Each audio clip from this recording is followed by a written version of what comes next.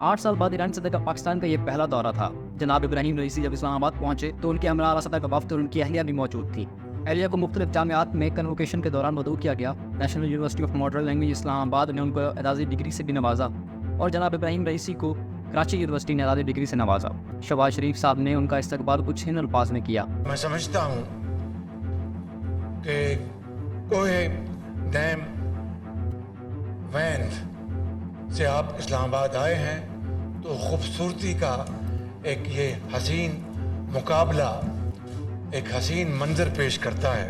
Tehran में जहाँ 2009 में इकबाल चेयर कायम हो रही थी, वहीं लाहौर के अंदर फिरदौसी चेयर भी कायम हुई। खैर इस मरतबा भी इस्लामाबाद की शाहराह को ईरान शाहराह के नाम से मनसूब किया जा रहा है। खैर शहबाज शरीफ के खुशामदीद कहने के बाद जब ईरानी सदर अपनी बारी पर तकरीर करने आए तो उन्होंने तिजारत का हुजम बढ़ाने की ख्वाहिश जाहिर की और कम अज़ कम 8 यादाश्तों पर दस्तखत किए। लेकिन दोनों वज़रा जानते थे इन यादाश्तों और मुआहदों का कुछ हासिल नहीं होना, क्योंकि हसन रूहानी 2016 में जब इस्लामाबाद तशरीफ ले आए थे तब वज़ीर आज़म नवाज शरीफ थे और तकरीबन 6 यादाश्तों और मुआहदों पर दस्तखत हुए थे। लेकिन 6 की 6 यादाश्तें और दस्तखत मुआहदे बेसूद गए, उन पर पाए तकमील तक पहुँचने वाला एक भी मुआहदा नहीं शामिल। अगर गुज़िश्ता बरस के अदाद शुमार को देखा जाए तो ईरान ने तकरीबन $944 मिलियन का सामान पाकिस्तान को बेचा और अगर पाकिस्तान की तरफ से सामान बेचने के अदाद शुमार को देखा जाए तो सिर्फ $155 मिलियन का सामान ईरान को बेचा गया।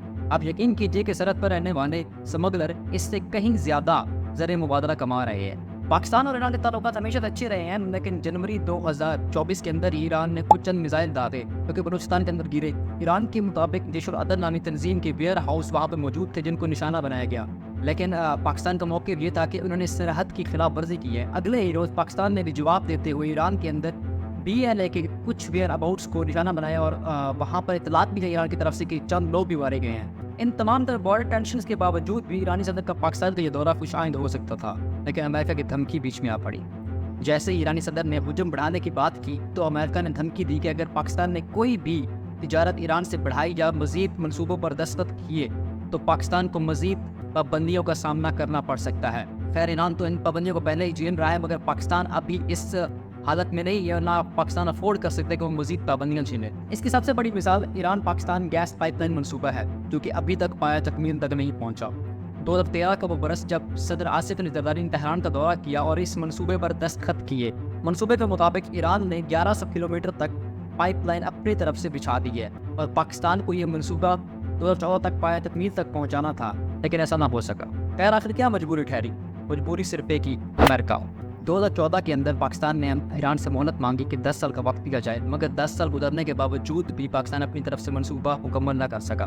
10 साल का वक्त गुजरने के बावजूद भी पाकिस्तान अपनी तरफ से मनसूबा मुकम्मल न कर सका तो ईरान ने पाकिस्तान पर केस करने की ठान ली। तकरीबन 18 अरब का हर्जाना ईरान तलब कर रहा है। ईरान की हर्जाना तलब करते ही पाकिस्तानी हुकूमत भी कुछ हाथ पर मारे और तकरीबन 80 किलोमीटर लाइन बिछाने की मंजूरी दी, मगर 80 किलोमीटर की लाइन तब से लेकर अब तक जो की त्यों पड़ी है, क्योंकि अभी तक उस 80 किलोमीटर लाइन के लिए ज़मीन नहीं खरीदी जा सकी। ऐसा नहीं कि पाकिस्तान को गैस या एनर्जी की ज़रूरत नहीं, पाकिस्तान इस वक्त एनर्जी क्राइसिस बहुत ज़्यादा हद तक फेस कर रहा है, मगर सबसे बड़ी मजबूरी अमेरिका। फिर आखिर ऐसे भी क्या मजबूरी है? अमेरिका ने फिर धमकी दी कि अगर आपने कोई भी मुआहदा किया तो IMF की अगली किस्त आपको नहीं मिलेगी।